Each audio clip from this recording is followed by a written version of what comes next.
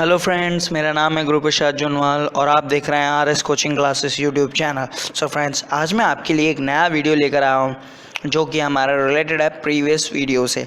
सो friends, हमारा previous video था, हमने प्रीवियस वीडियो में डिस्कस किए थे ऐसे फॉर्मूले जो हमारे एसएससी जेई के इलेक्ट्रिकल ब्रांच के लिए हमारे न्यूमेरिकल्स आते हैं। तो फ्रेंड्स, हम न्यूमेरिकल्स फार्मूलाज के अकॉर्डिंग सॉल्व करके कर सकते हैं। तो फ्रेंड्स, कुछ फार्मूलेज मैंने प्रीवियस वीडियोस में डिस्कस कर लिए थे और बाकी के फार्मूलेज मैं इस वीडियो में डिस्कस करने वाला हूँ। जी हाँ फ्रेंड्स, तो फ्रेंड्स, मेरे वीडियो को स्टार्ट करने से पहले मैं एक बात आपसे कहना चाहता हूँ कि आप मेरे वीडियो को देख तो लेते हैं लेकिन लाइक नहीं करते हैं और दूसरों के साथ शेयर भी नहीं करते। तो प्लीज़ मेरे वीडियो को लाइक करें और जो भी आपके एसएससी जेई की प्रिपरेशन कर रहा है और उनको ये वीडियो शेयर करें और उनको भी बोले सब्सक्राइब करें मेरे चैनल को, ताकि उनको भी स्टडी फ्री में अवेलेबल हो सके न्यूमेरिकल जितने भी एसएससी जेई के एग्ज़ाम्स हैं उनके लिए। जी हाँ फ्रेंड्स, और मैं एक बात और कहना चाहता हूँ, मेरे वीडियोस पे मैं एक एसएससी के जितने भी एग्ज़ाम्स हैं उनके लेटेस्ट नोटिफिकेशन की अपडेट इस चैनल पे भी प्रोवाइड करा रहा हूँ। तो फ्रेंड्स, उनमें मैं जितने भी लेटेस्ट एग्ज़ाम से रिलेटेड हो गए नोटिफिकेशन, सारे एग्ज़ाम से रिलेटेड जितने भी एसएससी के एग्ज़ाम्स हैं उनसे रिलेटेड नोटिफिकेशन अपलोड कर रहा हूँ। तो फ्रेंड्स, चलिए फ्रेंड्स, बिना देरी के हम वीडियो को स्टार्ट करते हैं। तो फ्रेंड्स, मेरे चैनल को सब्सक्राइब करना ना भूलें। तो फ्रेंड्स, अब हमारा सबसे 17 फार्मूलेज मैंने आपको प्रीवियस वीडियोस में डिस्कस कर लिए थे। तो अब बाकी के फार्मूलेज, अब बात करते हैं हम हमारा सेल्फ इंडक्टेंस में हमारा फार्मूला क्या होता है, mu nought into n square upon n square into a upon l. Mu nought l की वैल्यू क्या होगी, mu nought n square into a upon l. So friends, हमारा जहाँ पे ये है म्यू नॉट हमारा है permeability of free space. Permeability जो हमारी गिवन होगी वो होगा, और परमिएबिलिटी का जो वैल्यू होती है हमारी 4 पाई इंटू 10⁻⁻7 होती है, जिसे हम लिख सकते हैं 4 इंटू 3.1, 4 इंटू 10⁻⁻7। सो फ्रेंड्स, उसके बाद हमारे जो n की वैल्यू होती है वो हमारी तो नंबर ऑफ टर्न्स कितनी होती है, नंबर ऑफ टर्न्स होती है, और a की वैल्यू होती है हमारा एरिया, क्रॉस सेक्शनल एरिया, और l की वैल्यू होती है हमारी लेंथ ऑफ कोर। तो फ्रेंड्स, आई होप आपको ये फॉर्मूला समझ में आया होगा। तो आप इसे डायरेक्टली वैल्यू पुट करके कर सकते हैं हम इसे सॉल्व। जहाँ पे हमें क्या कर रखा होगा, जहाँ पे हमें म्यू नॉट की वैल्यू गिवन होगी, एन स्क्वायर की वैल्यू, म्यू नॉट की वैल्यू गिवन होगी, और एन स्क्वायर की वैल्यू, और ए की वैल्यू गिवन होगी, और एल की वैल्यू गिवन है। तो हम डायरेक्टली म्यूचुअल इंडक्टेंस निकाल लेते हैं। तो अब फ्रेंड्स, हम आगे चलते हैं नेक्स्ट वाले फॉर्मूले की तरफ, जो हमारा मैग्नेटिक फील्ड, जिसे हम मैग्नेटिक फील्ड कहते हैं बी को। तो मैग्नेटिक फील्ड का फॉर्मूला होता है हमारा म्यू इंटू एन इंटू आई, म्यू एन आई, जहाँ पे हम म्यू को हम प्रीवियस वीडियोस की परमिएबिलिटी होता है हमारा, परमिएबिलिटी होता है। म्यू की वैल्यू मैंने पहले ही वाले फॉर्मूले में बता चुका हूँ, 4 इंटू पाई इंटू 10⁻⁻7 होती है, और एन होता है हमारा, पहले भी मैंने बता दिया, एन होता है हमारा number of turns per unit length. यहाँ पे पर यूनिट लेंथ इसलिए लिखा है कि जो नंबर ऑफ टर्न्स है कितनी लेंथ की यूनिट, पर यूनिट लेंथ, अगर 2 यूनिट होगी तो उसके अकॉर्डिंग 2 हो जाएगा। इस तरह से हम इसकी वैल्यू रख सकते हैं। यहाँ पे आई की वैल्यू हमारा करंट हो जाएगा। सो फ्रेंड्स, अब हम नेक्स्ट फॉर्मूले की तरफ चलते हैं, जो हमारा है इंड्यूस्ड ईएमएफ। इंड्यूस्ड ईएमएफ के बहुत सारे फार्मूलेज होते हैं जो मैंने प्रीवियस वीडियोस में भी डिस्कस करे हैं, और कुछ फार्मूलेज इस वीडियो में डिस्कस करने हैं, क्योंकि इंड्यूस्ड ईएमएफ बहुत सारे फार्मूलेज होंगे जिससे हम अलग अलग फार्मूलेज के अकॉर्डिंग सॉल्व करेंगे न्यूमेरिकल को। तो फ्रेंड्स, हमारा इंड्यूस्ड ईएमएफ का फॉर्मूला होगा B इंटू ए। इंड्यूस्ड ईएमएफ होता है B इंटू ए। तो वेयर B जो होता है हमारा मैग्नेटिक फील्ड होता है, A होता है हमारा एरिया स्वैप्ड इन 1 सेकेंड। जितना एरिया हमारा स्वैप्ड हुआ है 1 सेकेंड के अंदर, वो एरिया होता है हमारा area swapped by radius vector during 1 revolution. Area 1 revolution के अकॉर्डिंग हो जाएगा हमारा। यहाँ पे देख लीजिए, एरिया हम कैसे निकालेंगे, पाई स्क्वायर आर से। एरिया हम कैसे निकालेंगे, रिवॉल्यूशन के अकॉर्डिंग हमारा एरिया निकालने हमें, तो पाई आर स्क्वायर एरिया हम निकालेंगे 1 रिवॉल्यूशन के पाई आर स्क्वायर, जहाँ पे 1 रिवॉल्यूशन के लिए हम जितने रिवॉल्यूशन होंगे हम उनसे मल्टीप्लाई कर लेंगे। तो हमारे मान लीजिए आर की वैल्यू कुछ भी गिवन होगी, मान लीजिए हम 20 ले लेते हैं, 20 सेंटीमीटर में दे रखी होगी, तो 20 सेंटीमीटर की वैल्यू को हम क्या करेंगे, 20 सेंटीमीटर की वैल्यू दे रखी है तो डायमीटर दे रखा होगा, तो हम क्या करेंगे, इसका हाफ कर देंगे, डायमीटर से हमारी रेडियस निकल कर आ जाएगी, रेडियस निकल के हम इसे कट कर देंगे तो 10 आ गया, तो 10 सेंटीमीटर हमारी इसकी वैल्यू आ जाएगी, 10 सेंटीमीटर इसकी वैल्यू आ जाएगी। तो हम जानते हैं सभी कि 1 मीटर इक्वल टू होता है हमारा 100 सेंटीमीटर के इक्वल होता है। तो हम क्या करते हैं, यहाँ से 1 मीटर इक्वल टू 100 सेंटीमीटर होता है, तो 1 मीटर इक्वल टू 100 सेंटीमीटर, तो हम क्या करेंगे, तो 1/100 मीटर इक्वल टू होता है हमारा 1 सेंटीमीटर। सो फ्रेंड्स 1 सेंटीमीटर तो हम क्या करेंगे, यहाँ से 20 अब 10 सेंटीमीटर तो 10 सेंटीमीटर इधर से भी मल्टीप्लाई कर देते हैं और इक्वल टू 10 यहाँ से भी मल्टीप्लाई कर देते हैं, तो 1/100 हो जाएगा। तो हम 0 से 0 कैंसिल, तो हमारा कहने का मीनिंग ये है, तो जो 10 सेंटीमीटर की वैल्यू आएगी वो आएगी 0.1 या फिर हम कह सकते हैं 1/10, या फिर हम कह सकते हैं 1/10 कह सकते हैं हम, 1/10 मीटर इक्वल टू 10 सेंटीमीटर। तो अब मैं बात करूं स्क्वायर के लिए, एरिया के लिए, तो हमारा क्या होता है, एरिया स्क्वायर के अंदर होता है, हम क्या करेंगे, इसे स्क्वायर से मल्टीप्लाई करें, इधर भी हम स्क्वायर करेंगे, इधर भी हम स्क्वायर करते हैं, स्क्वायर करेंगे तो हम क्या करना है, 1/10 से मल्टीप्लाई कर लेना, तो यहाँ पे 1/100 हो जाएगा, यहाँ पे 1/100 हो गया। तो अब हम इसे क्या लिख सकते हैं, 0.001 लिख सकते हैं। तो हमारा तो 10, तो हमारा क्या आ जाएगा यहाँ से 10 सेंटीमीटर स्क्वायर इक्वल टू आ जाएगा यहाँ पे हमारा 0.01 मीटर स्क्वायर। तो हम डायरेक्टली इससे निकाल सकते हैं। तो फ्रेंड्स मैं आपको वो ही बता रहा हूँ जो हमारे एग्जाम्स में आते हैं और जिस तरह से हम सॉल्व कर सकते हैं, वो आपको बेसिकली इन्फॉर्मेशन दे रहा हूँ कि हमें कैसे सॉल्व करना है। न्यूमेरिकल ही एज इट इज़ आप समझ सकते हैं कि मैं आपको न्यूमेरिकल ही सॉल्व करना बता रहा हूँ कि हमें कैसे सॉल्व करना है। तो फ्रेंड्स अब हमारा इस तरह से हम एरिया की वैल्यू निकालेंगे। अब एरिया की वैल्यू आ गई, हम हमें क्या कर रखा होगा, गिवन दे रखा होगा 1 रिवॉल्यूशन, कितने रिवॉल्यूशन होंगे हम उसके अकॉर्डिंग उससे मल्टीप्लाई कर लेंगे। तो उससे हम मल्टीप्लाई करने के बाद हमारा बी से हम मैग्नेटिक फील्ड की वैल्यू दे रखी है, हम उससे एरिया निकल के हम उससे मल्टीप्लाई कर लेंगे। तो नेक्स्ट फॉर्मूला आता है हमारा 21 फॉर्मूला है मैग्नेटिक ससेप्टिबिलिटी। मैग्नेटिक ससेप्टिबिलिटी का डायरेक्ट हम फॉर्मूला होगा इक्वल टू क्या होता है, magnitude of magnetisation upon field strength. Magnetic susceptibility is the ratio of magnitude of magnetisation to the field strength. तो इस तरह से हम निकालेंगे। तो फ्रेंड्स हमें डायरेक्टली वैल्यू दे रखी होगी मैग्नीट्यूड ऑफ मैग्नेटाइजेशन की और फील्ड स्ट्रेंथ की, हम डायरेक्ट वैल्यू पुट करेंगे और हमारा डायरेक्ट निकाल लेंगे ससेप्टिबिलिटी। अब हम चलते हैं नेक्स्ट फॉर्मूले की तरफ जो है हमारा इंड्यूस्ड ईएमएफ। मैंने कहा था इंड्यूस्ड ईएमएफ बार बार अलग अलग फॉर्मूलेस के अकॉर्डिंग सॉल्व करेंगे। तो हम इंड्यूस्ड ईएमएफ क्या होता है, पहले हमने पढ़ा था इंड्यूस्ड ईएमएफ BA होता है, BA। अब यहाँ पे क्या होता है इंड्यूस्ड ईएमएफ, जहाँ पे हमें नंबर ऑफ टर्न्स दे रखा होगा और एरिया दे रखा होगा और B दे रखा होगा, मीन्स मैग्नेटिक फील्ड दे रखा होगा। एरिया A और B मैग्नेटिक फील्ड, जहाँ पे हमें नंबर ऑफ टर्न्स भी दे रखे होंगे। जहाँ पे हमें इंड्यूस्ड ईएमएफ निकालने को बोलेगा तो हम क्या करेंगे, B और A की वैल्यू अगर हमें दे रखी है या फिर A के साथ हमें एरिया डायमीटर या रेडियस दे रखी है तो हम ऊपर वाले फॉर्मूले से निकाल लेंगे, ऊपर वाले फॉर्मूले से निकाल लेंगे। हम ऊपर वाले फॉर्मूले से निकालेंगे जहाँ पे हमें A और B की वैल्यू निकाल दे रखी है, फ्लक्स की वैल्यू दे रखी है, एरिया की वैल्यू, एरिया के अंदर हमें दे रखा होगा R दे रखा होगा, तो हम या फिर डायमीटर दे रखा होगा या फिर हमें क्या है डायमीटर दे रखा होगा D, या फिर हमें डायमीटर दे रहा हो तो हम उससे निकाल लेंगे। लेकिन यहाँ पे हमें नंबर ऑफ टर्न्स भी दे देगा तो हमें क्या करना पड़ेगा, ये वाला फॉर्मूला पुट करना पड़ेगा, ये वाला फॉर्मूला पुट करना पड़ेगा जहाँ पे हमें N दे रखा होगा और A दे रखा होगा और B दे रखा होगा फील्ड। तो हम क्या करेंगे, इनमें डायरेक्ट वैल्यू पुट करके हम यहाँ से निकाल लेंगे। तो फ्रेंड्स आई होप आपको समझ में आए होंगे फॉर्मूलेज। तो अब हम चलते हैं नेक्स्ट फॉर्मूलेज की तरफ। 22, 23।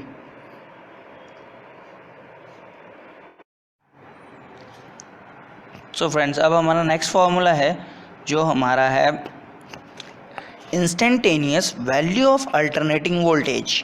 तो instantaneous value of alternating voltage की हमें वैल्यू गिवन होगी, तो हम उसे कैसे निकालेंगे। तो फ्रेंड्स, हमें डायरेक्टली वी टी की वैल्यू दे रखी होगी, V T equal to 120 sine bracket 11t minus theta या फिर -20, इस तरह से हमें गिवन होगा। इस तरह से हमें एक इक्वेशन गिवन होगी, इस तरह से हमें एक इक्वेशन गिवन होगी, जहाँ पे हमें क्या करना है, t is the value of time will be given.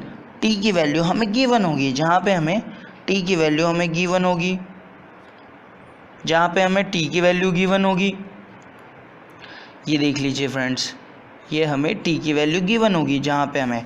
तो फिर हमें क्या करना है, यहाँ से हम डायरेक्टली क्या करेंगे, वैल्यू t की वैल्यू पुट करेंगे। जैसे मान लीजिए हम इमेजिन करते हैं t की वैल्यू हो गई 4, तो t की वैल्यू 4 होगी तो 1 हम क्या करेंगे, यहाँ पे हम वैल्यू पुट करेंगे, यहाँ पे हम t की वैल्यू पुट कर देते हैं। तो 120 साइन 11 t की वैल्यू हो गई 5, या फिर हम 5 ले लेते, कुछ भी ले लेते, 5t इंटू 11 माइनस 20। तो अब हम क्या करेंगे, या फिर 4 कुछ भी ले लेंगे हम, तो हम इसके अकॉर्डिंग यहाँ पे हम वैल्यू पुट करके निकाल सकते हैं इजीली। तो फ्रेंड्स, अब हम आई होप आपको समझ में आया होगा। तो अब हम आगे वाले फॉर्मूले की तरफ चलते हैं जो कि बहुत ज़्यादा इम्पॉर्टेंट है। अब ये फॉर्मूला है RMS value of current. RMS value of current हम कैसे निकालेंगे, तो RMS वैल्यू ऑफ करंट क्या होता है, IRMS बोलते हैं जिसे हम, equals to I peak value of current upon 2 होता है। IRMS क्या होता है, equal to I peak upon √2, जहाँ पे √2 की वैल्यू हम लिख सकते हैं 1.41, √2 की वैल्यू 1.41। यहाँ पे हम डायरेक्टली वैल्यू, जहाँ पे हमें क्या दे रखा हो, या तो हमें RMS की वैल्यू दे रखी है या फिर हमें पीक की वैल्यू दे रखी है, तो हम इसमें डायरेक्टली वैल्यू पुट करके निकाल लेंगे। तो अब हम नेक्स्ट फॉर्मूले की तरफ चलते हैं, जो है हमारा 4 for AC peak value of current. Peak value of current की वैल्यू दे रखी होगी हमें, तो हम इसका रिवर्स करके निकाल सकते हैं।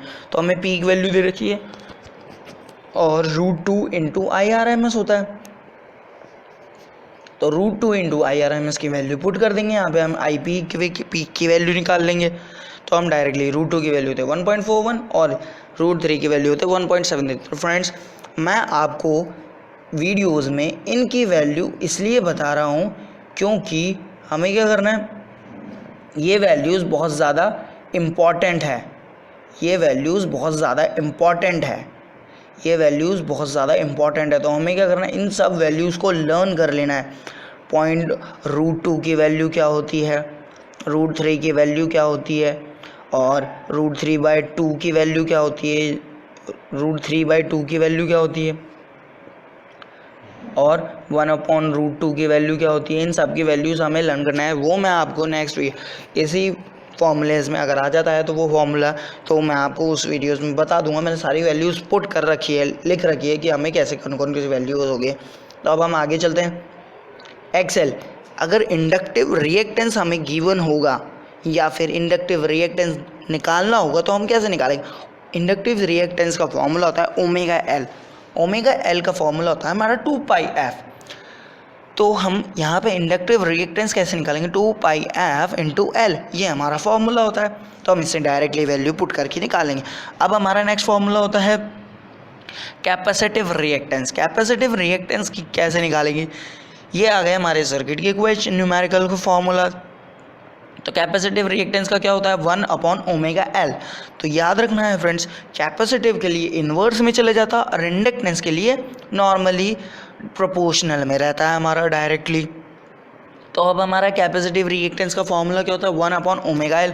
ओमेगा की वैल्यू रख देंगे हम 2πf, जो होती है ओमेगा की वैल्यू होती है 2πf। तो हम इससे डायरेक्टली वैल्यू पुट करके निकालेंगे।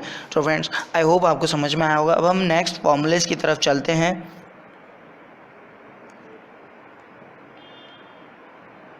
जो है हमारा इस तरह से resonant frequency. Resonant frequency of series RLC circuit. Resonant frequency हमें निकालनी होगी सीरीज RLC सर्किट के लिए। तो हम इसमें डायरेक्टली वैल्यू पुट करके अब इससे डायरेक्ट निकाल सकते हैं। रेजोनेंट फ्रिक्वेंसी क्या होती है? अब हमें रेजोनेंट फ्रिक्वेंसी का फॉर्मूला है 1/2 पाई इंटू रूट LC। तो यहाँ पे हम डायरेक्टली वैल्यू पुट करके निकाल लेंगे। तो हमें क्या करना है फ्रेंड्स, यहाँ पे पाई की जो वैल्यू होगी हमें 3.14 ही रखनी है। यहाँ पे हमें कोई एंगल की वैल्यू नहीं है, हमें ज़्यादातर पाई की वैल्यू हमें यही यूज़ करनी है इलेक्ट्रिकल के अंदर, ब्रांच के अंदर। तो फ्रेंड्स अब हम आगे चलते हैं। अब रेजोनेंट फ्रिक्वेंसी पैरेलल सर्किट के लिए हमारी रेजोनेंट फ्रिक्वेंसी भी यही होती है।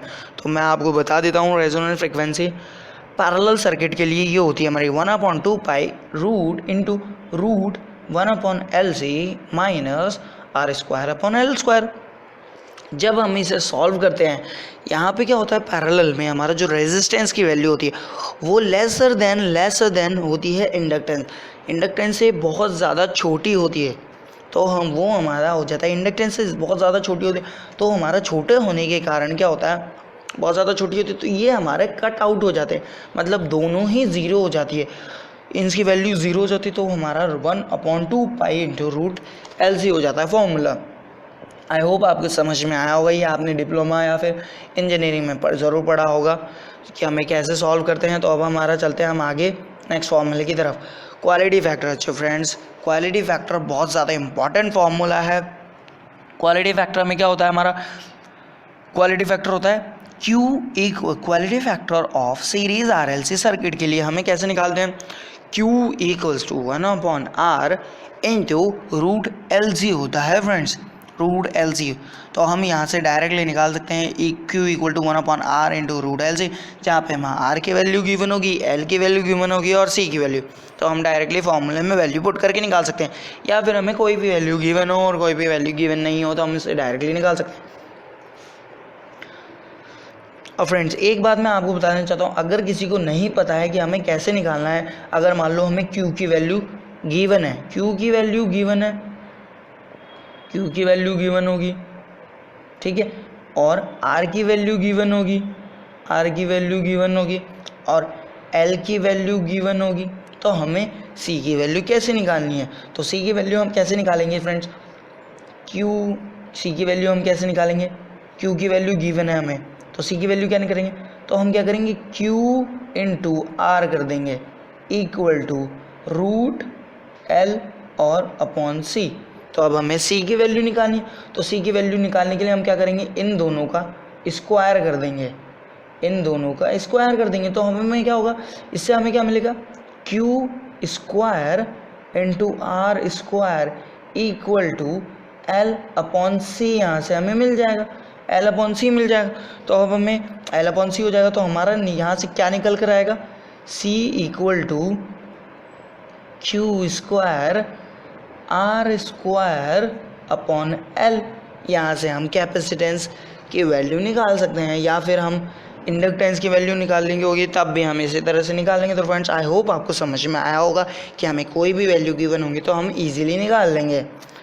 इसलिए ये मैंने इसलिए बताया क्योंकि कई स्टूडेंट्स होते हैं जिनको समझ में नहीं आता कि हम कैसे सॉल्व करेंगे इसको, रूट वाली इक्वेशन को, तो इसलिए मैंने इसे सॉल्व करके बताया। तो फ्रेंड्स अब हम आई होप आपको समझ में आया। अब हम चलते हैं नेक्स्ट फॉर्मूले की तरफ, जिसका फॉर्मूला होता है Q फैक्टर के रिलेटेड।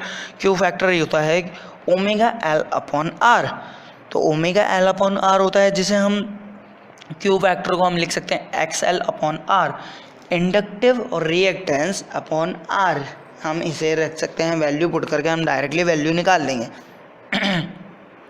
अब आता है नेक्स्ट फॉर्मूला, बैंडविड्थ। बैंडविड्थ क्या होता है, हमारा resonant frequency upon Q। Bandwidth is the ratio of resonant frequency to the quality factor. या फिर हम यहाँ से ये भी निकाल सकते हैं, बैंडविड्थ इक्वल टू, यहाँ से Q भी निकाल सकते हैं, FR अपॉन बैंडविड्थ। ये हमारा फार्मूला, नया फार्मूला निकल कर आ जाता है। अगर आप यहाँ पे हमें डायरेक्टली वैल्यू पुट करेंगे तब भी हम डायरेक्टली निकाल सकते हैं। अगर हमें RF FR रेजोनेंट फ्रिक्वेंसी निकालनी होगी और बैंडविड्थ दे रखा है और क्वालिटी फैक्टर दे रखा है, तो बैंडविड्थ इनटू क्वालिटी फैक्टर होता है, हम इसे डायरेक्टली निकाल लेंगे। सो फ्रेंड्स आई होप आपको समझ में आया होगा। अब हमारा होता है नेक्स्ट जो है important bandwidth is directly proportional to the resistance. Bandwidth is directly proportional to the resistance. जब हमारा बैंडविड्थ इंक्रीज होगा तो रेजिस्टेंस भी इंक्रीज होगा, जब बैंडविड्थ डिक्रीज होगा तो रेजिस्टेंस की वैल्यू भी डिक्रीज होगी. तो फ्रेंड्स ये क्वेश्चन आए थे, ये सारे क्वेश्चन आए हैं 2018 के न्यूमेरिकल फार्मूले, इसलिए मैं आपके से डिस्कस कर रहा हूँ. तो फ्रेंड्स अब हम आगे चलते हैं नेक्स्ट फार्मूलेज की तरफ.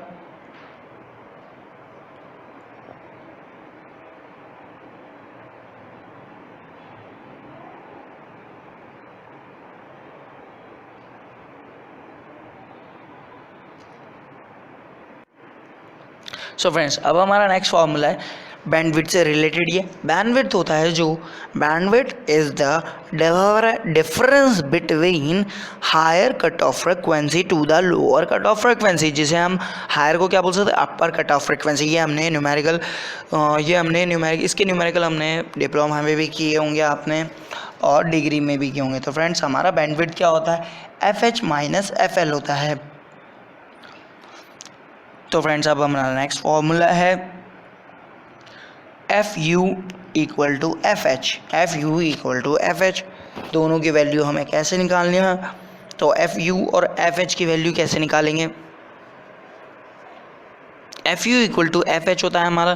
तो अपर कट ऑफ फ्रिक्वेंसी को हम हायर कट ऑफ लिख सकते हैं, इसलिए मैंने इक्वल टू लिख दिया. तो FU अपर कट ऑफ फ्रिक्वेंसी कैसे निकालते हैं, हमारा फॉर्मूला होता है R अपॉन 4 पाई L plus resonant frequency. Resistance की वैल्यू अपॉन 4 पाई से मल्टीप्लाई कर देंगे इंडक्टेंस से, और क्या करेंगे उसमें ऐड कर देंगे रेजोनेंट फ्रिक्वेंसी. रेजोनेंट फ्रिक्वेंसी हम ऐड कर देंगे तो हमारा अपर कट ऑफ फ्रिक्वेंसी निकल आएगा. और अगर हम ऐसे भी निकाल सकते हैं अपर कट ऑफ फ्रिक्वेंसी क्या होती है, हमारा रेजोनेंट फ्रिक्वेंसी क्या होती है 1/2 पाई रूट LC, जहाँ पे हमें R और L और C तीनों की वैल्यू गिवन होगी और हमें अपर कट ऑफ फ्रिक्वेंसी बोलेगा, तो हम इस फॉर्मूले से निकाल देंगे. सो फ्रेंड्स अब हमारा नेक्स्ट फॉर्मूला होगा लोअर कट ऑफ फ्रिक्वेंसी के लिए. लोअर कट ऑफ फ्रिक्वेंसी के लिए क्या होता है हमारा, यहाँ पे हम क्या करते हैं रेजोनेंट फ्रिक्वेंसी ऐड करते हैं किसके साथ, रेजिस्टेंस और इंडक्टेंस के साथ. लेकिन यहाँ पे लोअर कट ऑफ फ्रिक्वेंसी में हमारा क्या होता है रेजोनेंट फ्रिक्वेंसी हम सब्ट्रैक्ट करते हैं. रेजोनेंट फ्रिक्वेंसी में हम सब्ट्रैक्ट करते हैं R और LC के, ये वैल्यू हम सब्ट्रैक्ट कर देते हैं हम यहाँ पे. तो हमारा ये फार्मूला हो जाता है. सो फ्रेंड्स अब हम नेक्स्ट फार्मूले की तरफ चलते हैं, सेलेक्टिविटी, जो हमारा इंपॉर्टेंट फार्मूला है. सेलेक्टिविटी हमारा क्या होता है FH minus FL. FH minus FL होता है यहाँ पे, FH माइनस FL जो हम कह सकते हैं बैंडविड्थ भी होता है. बैंडविड्थ सेलेक्टिविटी भी हम कह सकते हैं, बैंडविड्थ इक्वल टू सेलेक्टिविटी कह सकते हैं. तो इससे हमारा ये फॉर्मूला निकल कर आता है. अब हम कह सकते हैं bandwidth equal to R upon 2 pi L. 2 pi L हम लिख सकते हैं. बैंडविड्थ हमारा R अपॉन 2 पाई L होता है फॉर्मूला. हम इससे ये वाला फॉर्मूला भी लर्न कर सकते हैं फ्रेंड्स. अब हम आगे चलते हैं. आई होप आपको समझ में आ रहे होंगे सारे. सो फ्रेंड्स ये जितने भी फॉर्मूलेज हैं अब तक जितने मैंने पढ़ाए हैं, ये हमारे रेजोनेंट फ्रिक्वेंसी के इतने सारे फॉर्मूलेज हैं. बैंडविड्थ क्या होता है हमारा R अपॉन 2 पाई L होता है. इनटू हम अगर रेजोनेंट फ्रिक्वेंसी को दोनों तरफ मल्टीप्लाई कर देते हैं तो हमारा बैंडविड्थ क्या निकल कर आता है FR into R upon 2 pi L. 2 पाई FL होता है. तो हम इसे क्या कर सकते हैं, बैंडविड्थ हमारा रेशियो होता है resonant frequency to the quality factor. अब मैंने इसलिए बताया क्योंकि हम इस तरह से वैल्यू पुट करके हम यहाँ से बैंडविड्थ की वैल्यू निकाल सकते हैं. तो फ्रेंड्स आई होप आपको समझ में आ रहा होगा. तो अब हम चलते हैं नेक्स्ट फॉर्मूला की तरफ, FH इंटू FL. अगर हमको हायर कट ऑफ फ्रिक्वेंसी और लोअर कट ऑफ फ्रिक्वेंसी दोनों गिवन है तो हम यहाँ से रेजोनेंट फ्रिक्वेंसी निकाल सकते हैं, या फिर हमें रेजोनेंट फ्रिक्वेंसी गिवन होगी और FL हमें गिवन होगा तो हम FH निकाल सकते हैं. अब हमारा नेक्स्ट फॉर्मूला होता है, ये हम सब ने डिप्लोमा में या डिग्री में दोनों में पढ़ा होगा फ्रेंड्स आप सब ने. अब हमारा नेक्स्ट फॉर्मूला तो 41 फॉर्मूला है omega R square equal to omega upper cut off, omega upper के लिए और ओमेगा लोअर के लिए हम यहाँ से डायरेक्टली वैल्यू पुट कर सकेंगे. यह आपने डेरिवेशन ज़रूर की होगी डिप्लोमा के अंदर. तो फ्रेंड्स डिप्लोमा या डिग्री में. तो फ्रेंड्स अब हम आगे चलते हैं. स्टार कनेक्टेड के लिए हमारा ये सबसे ज़्यादा इम्पॉर्टेंट है. इस पर हमारा इम्पॉर्टेंट क्वेश्चन ज़रूर आते हैं, इस पर क्वेश्चन ज़रूर आते हैं. स्टार कनेक्टेड के लिए हमारा क्या होता है VPH phase voltage equal to क्या होता है line voltage upon √3. Line voltage upon √3। तो फ्रेंड्स √3 की वैल्यू हमें याद रखनी है, क्या होती है 1.73। मैं इसलिए वैल्यू बता रहा हूँ ताकि आपको वीडियो देखते देखते लर्न हो जाए √3 की वैल्यू। आपको सपने में भी कोई उठा के पूछे कि √3 की वैल्यू क्या होती है तो आप डायरेक्टली बता देंगे √3 की वैल्यू होती है 1.73। इसलिए मैं आपको बार बार √3 की वैल्यू बताता रहूँगा और √2 की वैल्यू भी बता देता हूँ। √2 की वैल्यू होती है 1.41 होती है √3 की वैल्यू। सो फ्रेंड्स अब हम आगे चलते हैं। फेज़ करंट पूछे स्टार कनेक्शन के लिए तो फेज़ करंट होता है हमारा लाइन करंट के इक्वल होता है। अब बात करते हैं हम फेज़ लाइन वोल्टेज, अगर हमें ये निकालना हो तो अब हमें क्या करेंगे, इस √3 को हम डायरेक्टली इससे मल्टीप्लाई कर देंगे तो हमारा लाइन करंट आ जाएगा, लाइन वोल्टेज आ जाएगा। सो फ्रेंड्स लाइन वोल्टेज आ जाएगा तो हम डायरेक्टली इससे निकाल सकते हैं। और हमारा लाइन, आप जानते हैं phase voltage equal to line current, तो हम डायरेक्टली निकाल सकते हैं line current equal to phase voltage होता है। सो फ्रेंड्स अब हमारा क्या होता है डेल्टा कनेक्शन क्या होता है। डेल्टा कनेक्शन में हमारे क्या होते हैं फेज़, यहाँ पे हमारा उल्टा हो जाता है। वहाँ पे क्या होता था स्टार कनेक्शन में phase voltage phase current equal to line current होता है। यहाँ पे हमारा रिवर्स हो जाएगा डेल्टा में, यहाँ पे वोल्टेज सेम होता है और करंट डिफरेंट होता है। इसलिए हम क्या करते हैं, करंट डिफरेंट होता है इसलिए हम क्या करते हैं वोल्टेज और दोनों वोल्टेज सेम रहते हैं, VPH equal to VL equal to VPH। तो यहाँ पे हमारा करंट क्या होता है डिफरेंट होता है, इसलिए हम क्या करेंगे phase current equal to the line current upon √3 यहाँ से हम निकाल सकते हैं। तो फ्रेंड्स अगर हमें लाइन करंट निकालना हो तो हम कैसे निकालेंगे, √3 इंटू IPH। √3 की वैल्यू मैं आपको फिर से बता देता हूँ, √3 इक्वल टू होता है 1.73 और √2 की वैल्यू मैं आपको एक बार वापस बताता हूँ 1.41। सो फ्रेंड्स आई होप आपको समझ में आ गया कि अब तक तो आपको लर्न भी हो गई होगी √3 और √2 की वैल्यू। तो फ्रेंड्स अब ये इंपॉर्टेंट वैल्यू है इसलिए मैं आपको बता रहा हूँ। तो फ्रेंड्स अब हम आगे चलते हैं। वॉट मीटर रीडिंग वैल्यू, हमारा एक क्वेश्चन आता है वॉट मीटर रीडिंग। ये 2018 में आया हुआ क्वेश्चन है, 2018 में आया हुआ क्वेश्चन है जिसे हम डायरेक्टली निकाल सकते हैं, लेकिन मैं आपको इसको पूरा एक्सप्लेन करूँगा कि हमें किस तरह से वैल्यू पुट करके निकालना है। सो फ्रेंड्स हमें वॉट मीटर रीडिंग की वैल्यू गिवन होगी जो KW में होगी, टोटल पावर हम जिसे कहते हैं। तो टोटल पावर होगा हमारा, so friends watt meter reading given होगी तो टोटल पावर क्या होता है P1 + P2 equal to 3 × VI cos ∅। ये हम सब ने पढ़ा है मेजरिंग इंस्ट्रूमेंट में। सो फ्रेंड्स मैं आपको इसको सॉल्व करना भी बता देता हूँ कि हमारा फॉर्मूला क्या होता है P1 - P2 equal to P1 + P2। जो P1 - P2 होता है वो हमारा होता है P1 - P2 P1 - P2 equal to क्या होता है √3 into VI cos ∅, not cos ∅, sin ∅ होता है हमारा, sin ∅ होता है। ये हमारा फॉर्मूला था √3 VI P1 - P2 के लिए। तो हम यहाँ से, और P1 + P2 के लिए क्या होगा 3 × VI cos ∅ होता है। तो फ्रेंड्स अब हमारा क्या होता है हम इन दोनों वैल्यूज़ को रेशो में पुट कर लेंगे। तो हम रेशो में पुट कर देंगे तो P1 - P2 upon P1 + P2। यहाँ से √3 कैंसिल हो जाएगा। √3 को हम क्या लिख सकते हैं, इस नीचे वाले 3 को क्या लिख सकते हैं √3 × √3। तो √3 से √3 कैंसिल हो जाएगा और नीचे क्या बच जाएगा √3 और VI से VI cancel out.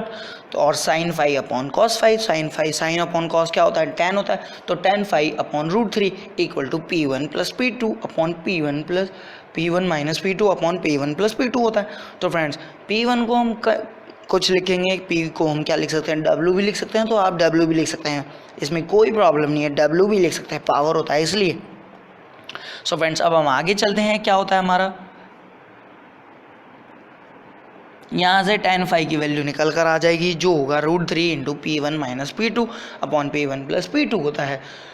So friends हमने इसे कैसे निकाला, हमने इसे ऐसे निकाला कि जो हमारा P1 - P2 होता है वो हम सब जानते हैं √3 VI cos ∅ का जो इनका डिफरेंस होता है वो VI का cos ∅ का एंगल का डिफरेंस, उसकी हमें क्या कहते हैं हम इसे डायरेक्टली सॉल्व कर सकते हैं हम। इस इक्वेशन को सॉल्व करके हमारी वैल्यू निकल कर आ चुकी है, जो मैं आपको नहीं बताने वाला इस वीडियो में। इस वीडियो में क्या था, मैं क्योंकि आप पहले ही पढ़ चुके हैं इसलिए मैं आपको नहीं बताने वाला, इसलिए हमने ये वैल्यू निकाल के पुट करके बता दी। सो फ्रेंड्स, अब हमें मतलब पावर फैक्टर गिवन होगा तो हम क्या करेंगे, कैसे निकालेंगे फाई की वैल्यू।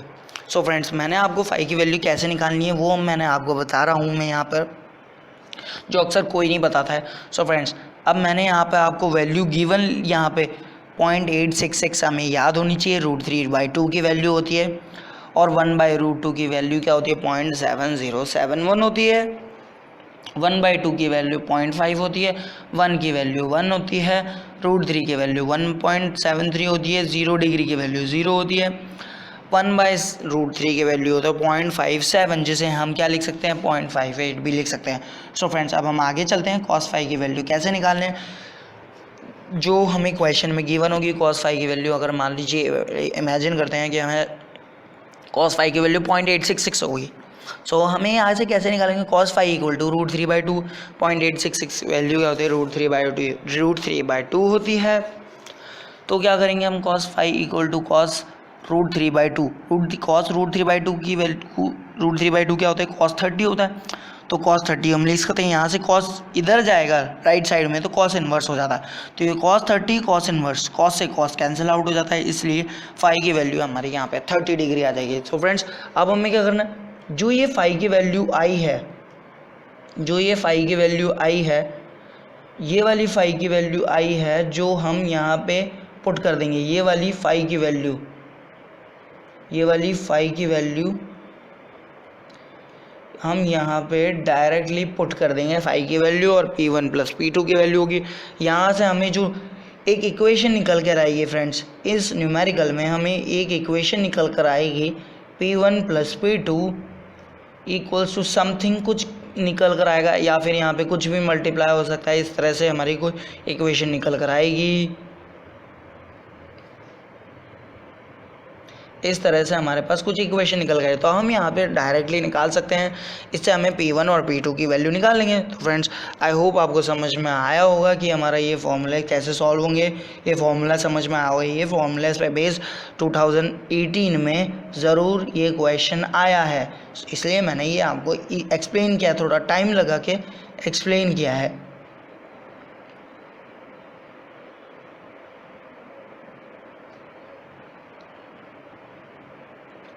सो फ्रेंड्स, अब हम आगे चलते हैं नेक्स्ट फॉर्मूले की तरफ।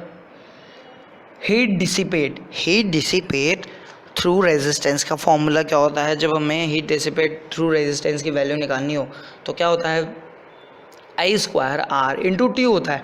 I क्या होता है, हमारा करंट होता है, रेजिस्टेंस क्या होता है, हमारा रेजिस्टेंस I करंट होता है, रेजिस्टेंस R होता है, और टाइम T होता है। तो फ्रेंड्स, हम इससे डायरेक्टली निकाल सकते हैं हीट की वैल्यू, हीट डिसिपेट कितनी हुई रेजिस्टेंस के अंदर। सो फ्रेंड्स, अब हमारा एक next important topic, important formula है, जिसे मैंने क्वेश्चन के रूप में लिख रखा है। When wire of 24 ohm resistance is stressed double its original length and then cut into 2 equal parts, and these equal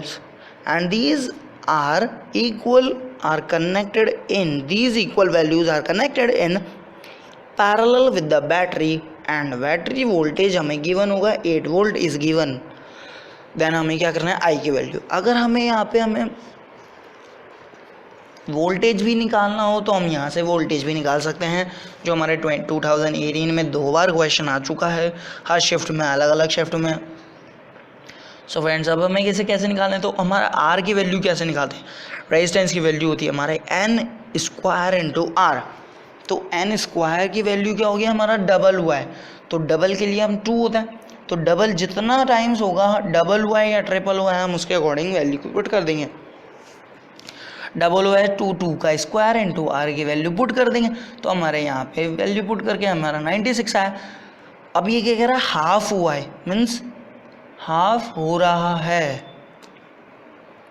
2 equal parts में हम क्या कर रहे हैं, इसे कट कर रहे हैं। तो कट करने के चक्कर में हमारा हाफ हो रहा है, तो हाफ होने के कारण जो हमारी रेजिस्टेंस की वैल्यू है हमें उसे हाफ कर देना है। तो हाफ करने के बाद जो वैल्यू हाफ होने के बाद अब उसे सीरीज़ में कनेक्टेड या पैरेलल में कनेक्टेड क्या है, हम उसे ईजिली उस तरह से सॉल्व कर लेंगे। तो पैरेलल में कनेक्टेड गया है, तो हमारा पैरेलल में कनेक्टेड करने के बाद हमारा वो जो फॉर्मूला होता है, जो रेजिस्टेंस पैरेलल में कनेक्टेड है और रेजिस्टेंस की वैल्यू सेम है, तो हम डायरेक्टली डिवाइडेड बाय 2 कर देंगे। ये होगा हमारा सीरीज़ में, सॉरी पैरेलल में होगा, पैरेलल के लिए हमारा r/2 होता है। वो जब ही होगा r/2 जब हमारी दोनों रेजिस्टेंस की वैल्यू सेम होगी। आई होप फ्रेंड्स आपको समझ में आया होगा। यहाँ से हम r की वैल्यू निकाल लेंगे, तो हमारा v = IR होता है। तो हम यहाँ से v की वैल्यू गिवन है और r की वैल्यू गिवन है, तो हम i की वैल्यू निकालेंगे। अगर हमें i की वैल्यू गिवन है और r की वैल्यू गिवन है, तो हम यहाँ से डायरेक्टली r निकाल ही लिया हमने, तो i की वैल्यू वोल्टेज पूरा है तो हम डायरेक्टली निकालेंगे। तो फ्रेंड्स आई होप आपको समझ में आया होगा। सो फ्रेंड्स अब हम इस वीडियो के लास्ट फॉर्मूले की तरफ चलते हैं, जो हमारा होगा polyphase related. For polyphase system के लिए नंबर ऑफ वाटमीटर गिवन होगा n-1।